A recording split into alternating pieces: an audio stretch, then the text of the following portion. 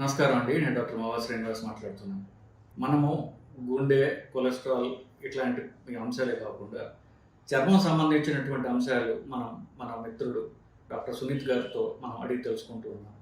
So ఈ సిరీస్‌లో భాగంగా ఇవాళ డాండ్రఫ్ అంటే చుండ్రు గురించి మాట్లాడదాం. ఇది మోస్ట్ వయసుతో నిమిత్తం లేకుండా ఎక్కువ మంది మగవాళ్ళు అలాగే ఆడవాళ్ళు కూడా ఎఫెక్ట్ అవ్వడం మనం చూస్తూ ఉన్నాం. సో సునీత్ గారు, ఇప్పుడు ఈ చుండ్రు రావడానికి కారణాలు ఏంటంటారు? మెయిన్‌గా చుండ్రు రావడానికి కారణాలు చూసుకుంటే first of all pollution, second మనం మెయింటైన్ చేసే స్కాల్ప్ హైజీన్, థర్డ్ ఇన్ఫెక్షన్స్. ఈ మెయిన్‌గా ఫస్ట్ కారణాల్లో చూసుకుంటే ఈ పొల్యూషన్‌లో మనం ఈ బైక్ పైన జర్నీస్ చేసినప్పుడు గానీ, ఈ లోకల్‌గా హెల్మెట్ ఎక్కువసేపు కంటిన్యూయస్‌గా వాడడం వల్ల ఒకటి. ప్లస్ ఇన్ఫెక్షన్స్ రీజన్స్‌లో ఫంగల్ ఇన్ఫెక్షన్స్, సూడోమోనాల్ ఇట్లాంటి బ్యాక్టీరియల్ ఇన్ఫెక్షన్స్ వల్లనేమో ఫాలిక్యులైటిస్ ఎట్లయితే వస్తుందో, ఈ పొటెరోస్పోరం ఓవెల్ అని చెప్పేసి ఒక ఫంగస్ ఒక క్రిమి అనేది మీ తలలో ఎక్కువసేపు ఉండడం మూలన సో అది జిగటం కాసేసి ఏదైతే ఆ పదార్థం అనేది జిడ్డుగా తయారవుతుందో అది మనకి ఘనీభవనం చేసి పొట్టులాగా ఫ్లేక్స్ లాగా రాలడం జరుగుతుంది అనమాట. ఈ ఇన్ఫెక్షన్ కాజెస్ ఉన్నాయి, ఎన్విరాన్మెంట్ పొల్యూషన్ కాజెస్ ఉన్నాయి. మీరు వాడే డైలీ రొటీన్ క్యాప్స్, కంటిన్యూస్గా క్యాప్స్ కానీ మాస్క్, ఎట్లయితే మాస్క్ పెట్టినప్పుడు మనం కోవిడ్ టైంలో కొద్ది మందికి పింపుల్స్ అనేటివి ఎక్కువైనాయో అదే టైప్లో క్యాప్ కంటిన్యూగా వేర్ చేసే హ్యాబిట్ ఉన్న వాళ్ళు, హెల్మెట్ ఎక్కువసేపు ధరించి బైక్ జర్నీస్ దూరం ప్రయాణాలు చేసేటప్పుడు ఇట్లాంటి సందర్భాలు ఈ డాండ్రఫ్ అనేది రావడం జరుగుతుంది. సో అంటే కంటిన్యూస్గా క్యాప్ ధరించడం ఒకటి, పొల్యూషన్ ఒకటి అన్నారు. సో మూడవది ఇకపోతే ఒక రకమైనటువంటి ఇన్ఫెక్షన్ అన్నారు. ఇప్పుడు అంటే ఈ పొల్యూషన్ అంటే ఆఫ్ కోర్స్ మనం ప్రికాషన్స్ తీసుకోవచ్చు, కానీ ఈ ఇన్ఫెక్షన్ అంటారు. మరి ఇన్ఫెక్షన్ అంటే ఫంగల్ ఇన్ఫెక్షన్ అనుకున్నాం. ఈ ఫంగల్ ఇన్ఫెక్షన్ అది ఎలా వస్తుంది? రాకుండా మనం ఏమన్నా ప్రికాషన్స్ తీసుకోవచ్చు? అయితే ఫంగల్ ఇన్ఫెక్షన్కి రావడానికి మెయిన్గా మన స్కాల్ప్ యొక్క హైజీనే ఇంపార్టెంట్ సార్. ఇప్పుడు మనకి ఇన్ఫెక్షన్స్ అంటే ఎట్లయితే మనం ఇమ్యూనిటీ తగ్గడము లేదా మనమే దాని యొక్క బారిన పడడం అనేది జరుగుతుందో, ఈ స్కాల్ప్ మీద కూడా ఫంగస్ ఇన్ఫెక్షన్ ఎందుకు వస్తుందంటే ఎక్కువసేపు మనం తలస్నానం సరిగా చేయని హ్యాబిట్స్ ఉన్నా, మనం ఉండే ఎన్విరాన్మెంటల్ కండిషన్స్లో స్వెట్టింగ్ ఎక్కువ వచ్చినా, ఈవెన్ కోమ్స్ ఆల్రెడీ వేరే వాళ్ళు వాడే హైజీన్ మెయింటైన్ చేయని కోమ్స్ని మీరు వాడటం వల్ల ఆల్రెడీ మీరు వేరే దగ్గర నుంచి ఎఫెక్ట్ అయిన వస్తువులు మీరు వాడుకోవడం వల్ల వాళ్ళ వస్తువుల్లో ఆ ఫంగస్ అనేది ఉండే ఉంటుంది కాబట్టి మీకు అది స్ప్రెడ్ అవ్వడం జరుగుతుంది అనమాట.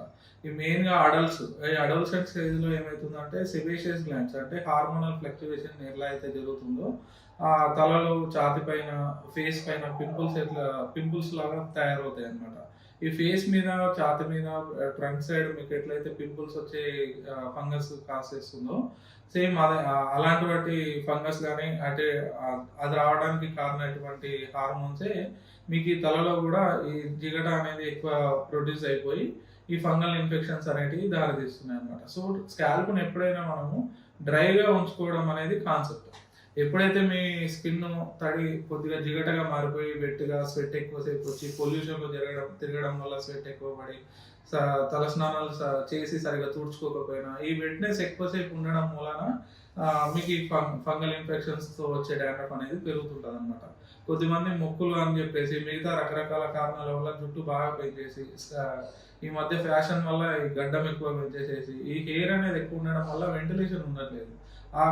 కరెక్ట్గా ఆ హెయిర్ కింద ఉన్నటువంటి స్కిన్కి మాయిశ్చర్ అనేది వచ్చి అట్లనే ఉండిపోవడం వల్ల లోపల స్కిన్ లోపలనే ఉండిపోతుంది, బయట ఎన్విరాన్మెంట్కి అసలు ఎక్స్పోజ్ కావడం వల్ల ఏమైపోతుందంటే హీట్, హ్యూమిడిటీ, సల్ఫరీ ఇదంతా ఎక్కువైపోయి ఫంగస్ కూడా ఎక్కువ పెరిగిపోయి డాండ్రఫ్, ఫ్లేక్స్ తలలోనే కాకుండా ఈవెన్ గడ్డం పైన కూడా తెల్ల మీరు ఉన్నట్టుండి షేవ్ చేసుకుంటే వైట్ ప్యాచెస్ లాగా తెలుస్తుంది. చాలా వరకు మీరు తిరుపతికి వెళ్ళో ఇంకా వేరే ప్రదేశాల్లో గుండు చేయించుకున్న తర్వాత తలలో ఇప్పటివరకు లేని ప్యాచెస్ కూడా వైట్ ప్యాచెస్ కనిపించినాయి అని చెప్పి on off A sudden visit అవుతూ ఉంటారు డాక్టర్ దగ్గరికి. అంటే మీకు అది ఉన్నా కూడా సిమ్టమ్స్ ఏమి ఉండుండవు, కాకపోతే మీరు సడన్ గా చూసి మీకే షాక్ గా ఉండుంటది, మాకు ఇంత ఎక్కువైపోయిందా ఫంగస్ అనే దాంతో వచ్చి ఉంటారు. సో ప్రతి డాండ్రఫ్ సిమ్టమ్ ఇచ్చింగ్ తో ఉండాల్సిన అవసరం లేదు. కొన్ని డాండ్రఫ్లు ఏంటంటే ఆల్రెడీ ఉండి స్ప్రెడ్ అవుతూ ఉంటుంటాయి, అది మీరు చూసుకుంటే కానీ తెలియదు. సో ఒక మంచి పాయింట్ ఏం చెప్పారంటే ఒకళ్ళు వాడిన తల దువ్వెనలు ఇంకోళ్ళు వాడకూడదు.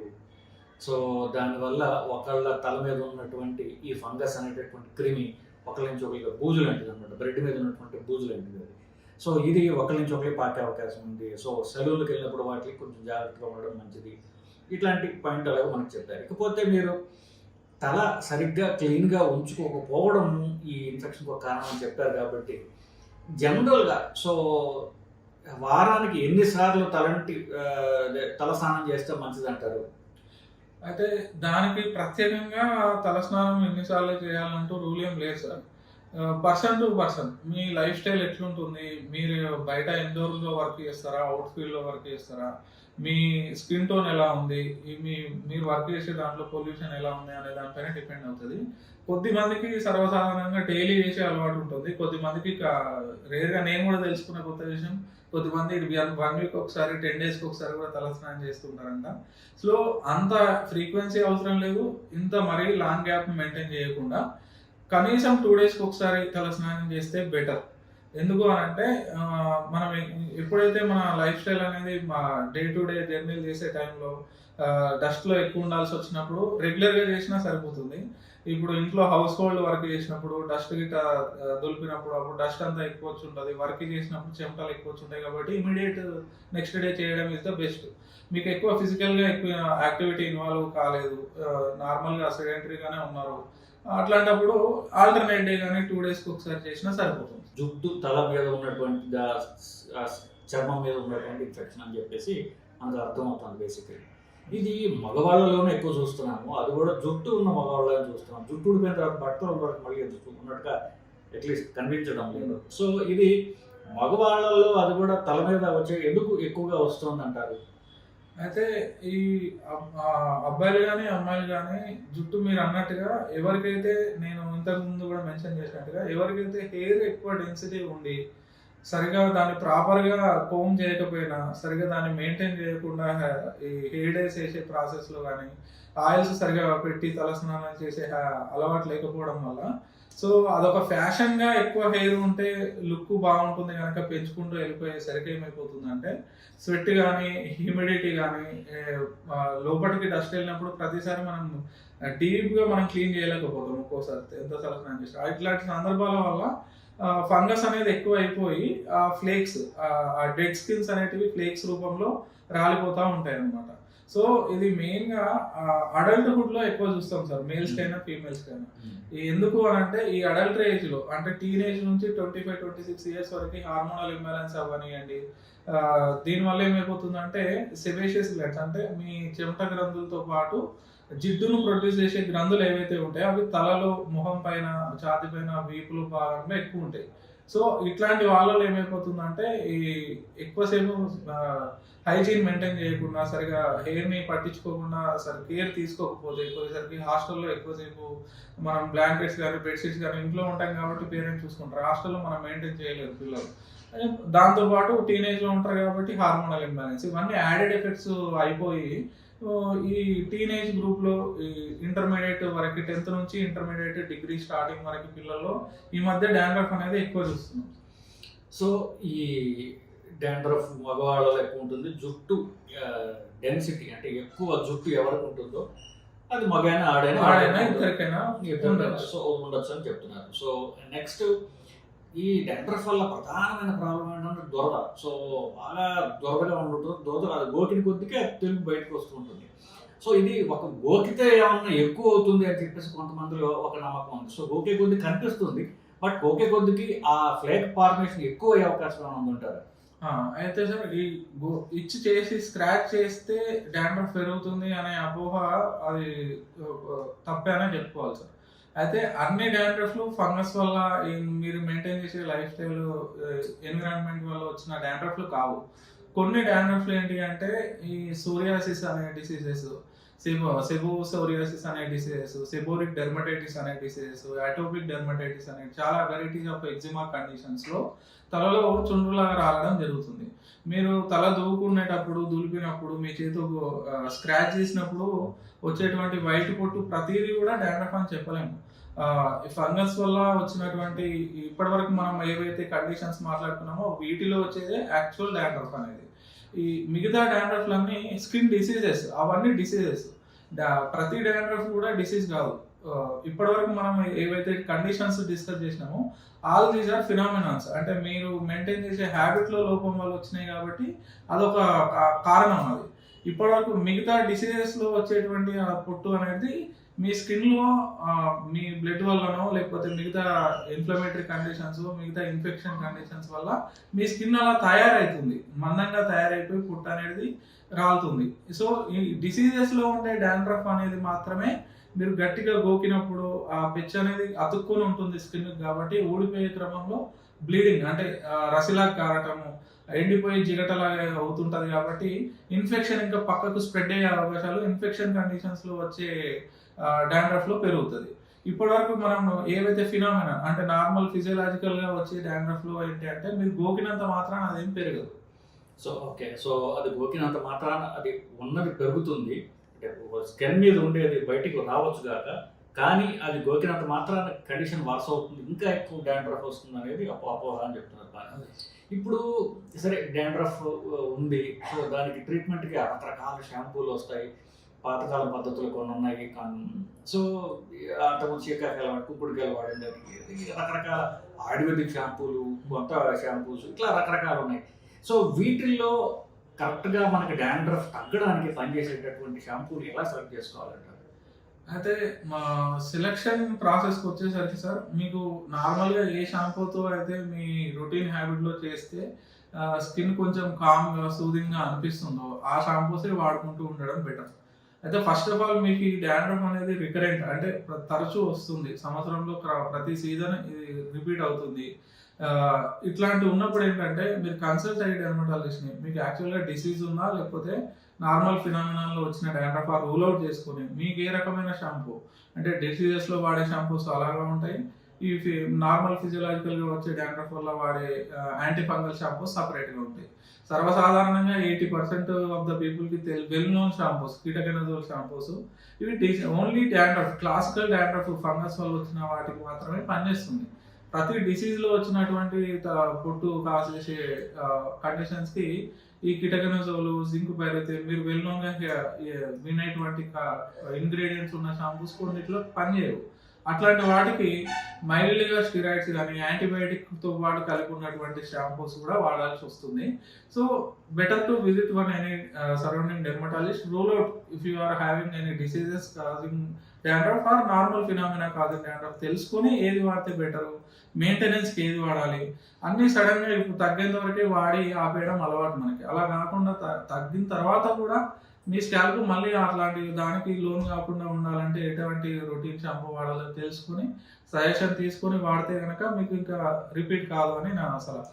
సో మంచి పాయింట్ చెప్పారు. అసలు అంటే అన్ని చుండ్రులు ఒకటే కాదు, రకరకాల జబ్బుల వల్ల రావచ్చు, ఇన్ఫెక్షన్ వల్ల రావచ్చు. కాబట్టి మీరు ఏ డిపార్ట్మెంటల్ స్టోర్లో ఎక్కడో వెళ్ళి షాంపూ కొనేసుకునే బదులు ఒకసారి డెర్మటాలజిస్ట్ చూపించుకుని దానికి కారణం అని తెలిసినట్లయితే అప్పుడు ఫంగస్ అనుకోండి, ఫంగస్కి తగ్గడానికి అలా రకరకాలుగా ఏది కారణం బట్టి దానికి ట్రీట్మెంట్ తీసుకోవడం అనేది అవసరం అని చెప్తున్నారు. బాగుంది. సో ఇప్పుడు ఒక వాళ్ళకి ఎవరికైనా డాండ్రఫ్ మొదలైంది, ట్రీట్మెంట్ మొదలు పెట్టడం రఫ్గా ఎంత కాలం తీసుకోవాల్సిన అవసరం పడుతుంది అంటారు? మ్యాక్సిమం మీకు ఎటువంటి డాండ్రఫ్ అయినా సరే తగ్గడానికి, అది ఏ కండిషన్ వల్ల వచ్చిన డాండ్రఫ్ అయినా సరే తగ్గడానికి 10 నుంచి 15 రోజుల లోపు మీకు ఫీలింగ్ బెటర్. 10 రోజుల లోపే తగ్గిపోతాయి మ్యాక్సిమమ్. చాలా క్రానిక్ ఎక్కువ రోజుల నుంచి సఫర్ అవుతున్నారు, దీర్ఘకాలంగా ఉంటుంది మీకు డాండ్రఫ్ అన్న వాళ్ళకి మాత్రమే 15 days కూడా పట్టవచ్చు. ఆఫ్టర్ దట్ మీరు మెయింటైన్ చేసుకునేదాన్ని బట్టి మీరు ఎంత రెగ్యులర్గా ఫ్రీక్వెన్సీ తోటి హెడ్ వాష్ చేస్తారు, హైజీన్ ఎట్లా మెయింటైన్ చేస్తున్నారు, తర్వాత కూడా మీరు ఎట్లా ఎంతటి స్టాండర్డ్ ఆఫ్ షాంపూ వాడుతున్నారు, ఆయిల్ ఏది వాడుతున్నారు, మీరు తీసుకునే ఫుడ్ హ్యాబిట్స్ ఏంటిది, వీటి వల్ల డిపెండ్ అవుతుంది మళ్ళీ రికవర్ అవుతుందా కండిషన్ లేదా అని చెప్పేసి. సో అంటే అది తల స్కిన్ యొక్క మనం శుభ్రత మెయింటైన్ చేసుకోవడం, ఆయిల్ లేకుండా చూసుకోవడం, అట్లాగే ఇట్లాంటి క్యాప్స్, హెల్మెట్లు అవి కొంచెం తగ్గించుకోవడం, ఇట్లాంటివి కంటిన్యూస్గా వేయాలని చెప్తున్నారు. ఇక బాగుంది. పూర్వకాలంలో ఎక్కువ మంది తలకి నూనె రాసుకునేవాళ్ళు, ఇప్పుడు చాలా వరకు తగ్గినప్పటికీ కూడా సో హెయిర్ ఆయిల్స్ వాడటం ఈ డాండ్రఫ్కి పెంచుతుందంటారా, లేదా హెయిర్ ఆయిల్ వాడిన వాళ్ళకి వస్తుందంట? How does this hair oil వల్ల డాండ్రఫ్ ఎలా ఎఫెక్ట్ అవుతుందంటారు? Yes sir. అయితే మనం ఇంతకుముందు చెప్పినట్టు 2 కారణాల వల్ల వచ్చే డాండ్రఫ్‌లో ఏదైతే ఇన్ఫెక్షన్ వల్ల వచ్చేటువంటి డాండ్రఫ్ ఉంటదో ఫంగల్ ఇన్ఫెక్షన్స్ వల్ల, అట్లాంటి కండిషన్స్ హెయిర్ ఆయిల్ వల్ల పెరుగుతాయి. అట్లాంటి వాళ్ళు ఈ ఫంగల్ ఇన్ఫెక్షన్స్ వల్ల వచ్చిన డాండ్రఫ్ అయితే మీరు పెట్టుకోకుండా ఉండడమే బెటర్. రేర్‌గా పెట్టుకోండి. వారానికి ఒకసారి సరిపోతుంది. డే అంతా చాలా వరకు తెలియక దాన్ని ఎట్లా హెయిర్ ఆయిల్స్ వాడాలో పద్ధతి తెలియక తలస్నానం చేయగానే పెట్టే అలవాటు ఉంటుంది కొద్దిమందికి. పెట్టేసి 2 డేస్ వరకు అలా ఉన్నాయి. 2 డేస్‌కి మళ్ళీ తలస్నానం చేస్తారు. అంత ఎక్కువసేపు ఉండకూడదు. 6 to 10 hours is the maximum time సరిపోతుంది. మీరు నైట్ పడుకునేటప్పుడు హెయిర్ ఆయిల్ పెట్టేసుకొని ఇమీడియట్ నెక్స్ట్ డే లేచి తలస్నానం చేస్తే ఎనఫ్. ఏ హెయిర్ ఆయిల్ అయినా దేనికి వాడతాము? నార్మల్‌గా స్కిన్‌కి ఎట్లయితే మాయిశ్చరైజర్ అవసరమో తలకి కూడా ఒక రకమైన మాయిశ్చరైజర్ కొంచెం స్మూతింగ్‌గా ఉండాలి కాబట్టి తలలో స్కిన్‌కి, హెయిర్‌కి కొంచెం చూస్తే షైనీ లుక్ ఉండడం కోసం వాడతాం అంతే. సో ఈ ఫంగల్ ఇన్ఫెక్షన్స్ వల్ల వచ్చే కండిషన్స్‌లో ఎందుకు వాడొద్దు ఆయిల్ అని అంటే, అది ఫంగస్‌కి మీరు పెట్టే ఆయిల్ పోషణ. దానిలో ఉన్నటువంటి రసాయనాలు మీరు పెట్టేటువంటి ఆయిల్‌లో ఫ్యాటీ యాసిడ్స్ అనేటివి దాన్ని విచ్ఛిన్నం చేసి దాన్ని అన్నం కింద మార్చుకొని తినేసి దాని సంతతి ప్రొడ్యూస్ అయిపోయి ఇంకా పెరుగుతుంది అది. అట్లాంటివి కాకుండా ఇన్ఫెక్షన్ కాకుండా నేను ఇప్పుడు చెప్పినటువంటి సోరియాసిస్ కానీ మిగతా డిసీజెస్ వల్ల వచ్చిన డాండ్రఫ్‌కి మీరు ఆయిల్ పెట్టుకుంటే ఎంత పెట్టుకుంటే అంత బెటర్. ఎందుకు అని అంటే ఇప్పుడు ఏ ఇన్ఫెక్షన్స్ అయినా స్కిన్ మీద మీరు కొద్దిగా మీ దగ్గర ఉన్న కోకోనట్ ఆయిల్ పెట్టేసి పైనుంచి మేము ఇచ్చిన ఆయింట్మెంట్ పెడితే కనుక చాలా తొందరగా రిలీఫ్ వస్తుంది. ఎందుకు అంటే ఇప్పుడు నేలను గట్టిగా ఉన్నదాన్ని తవ్వడం కష్టం, కొద్దిగా బురదగా ఉన్నదాన్ని తవ్వడం ఈజీ. సో అదే కాన్సెప్ట్లో కొద్దిగా దాన్ని తడి చేసి ఆయింట్మెంట్ పెడితే కొద్దిగా లోపలికి ఇంకి ఎక్కువసేపు పనిచేసే క్రమంలో పైనటువంటి స్కిన్ మీద తలలో వచ్చినటువంటి ఇన్ఫ్లమేషన్ కండిషన్స్లో మీరు ఆయిల్ పెట్టిన తర్వాత క్రీమ్స్ పెడతారు కాబట్టి ఈజీగా మీకు ఆ డిసీజ్ వల్ల వచ్చినటువంటి ఈ డాండ్రఫ్ అనేది తగ్గే అవకాశం ఉంటుంది. సో ఇప్పుడు భరించలేని దురద ఉండి ఇట్లా యంగ్ పీపుల్ కొంతమంది ఏం చేస్తారు, తిరుపతి వెళ్ళి ఎక్కడో చుట్టూ దగ్గర చోట మొత్తం అంతా గుండె అంతా చక్కగా కొట్టించేసుకుంటారు. కొట్టించుకున్న తర్వాత అఫ్కోర్స్ అది చాలా వరకు డాండ్రఫ్ పోతుంది అనుకుందాం, మళ్ళీ కొంతకాలం మళ్ళీ వస్తుంది. సో ఇట్లాగా మళ్ళీ మనకి డాండ్రఫ్ రాకుండా ఉండాలంటే ఎలాంటి జాగ్రత్తలు తీసుకోవాలంటారు? అయితే మళ్ళీ రొటీన్గా మీరు ఇప్పటివరకు అయితే ఏవైతే హ్యాబిట్స్ మెయింటైన్ చేశారో మీరు ఒకసారి గమనించుకోండి. ఇన్ని రోజులు రావడానికి కారణాలు, అసలు మనం ఎన్ని రోజులకు ఒకసారి ఆయిల్ పెడుతున్నాము, ఎన్ని డేస్కి ఒకసారి తలస్నానం చేస్తున్నాము, మనం హెయిర్ ఎంత పెంచుకుంటున్నాము, ఎవ్రీ మంత్ అసలు సెలూన్ ప్రాపర్గా మెయింటైన్ చేస్తున్నామా లేదా, మనం వాడే హెయిర్ ప్రోడక్ట్స్ ఏంటి, షాంపూ ప్రోడక్ట్స్ ఏంటి, దేంట్లో ఫాల్ట్ ఉంది అనేది మీరు ఒక్కసారి గమనించుకోగలిగితే మనకే రిట్రోస్పెక్టివ్ అనాలిసిస్లో బయటపడిపోతుంది. నాకు ఈ పలానా హ్యాబిట్స్ ఉండడం వల్ల పెరుగుతుంది, నేను ప్రాపర్గా ప్రూవ్ చేయలేకపోతున్నాను. సో దీనివల్ల కారణాలు ఏవైతే ఉన్నాయో వీటిని రూల్ అవుట్ చేసుకొని రెగ్యులర్గా బెస్ట్ హ్యాబిట్స్ మెయింటైన్ చేయడం ఇస్ ద సొల్యూషన్ అనమాట.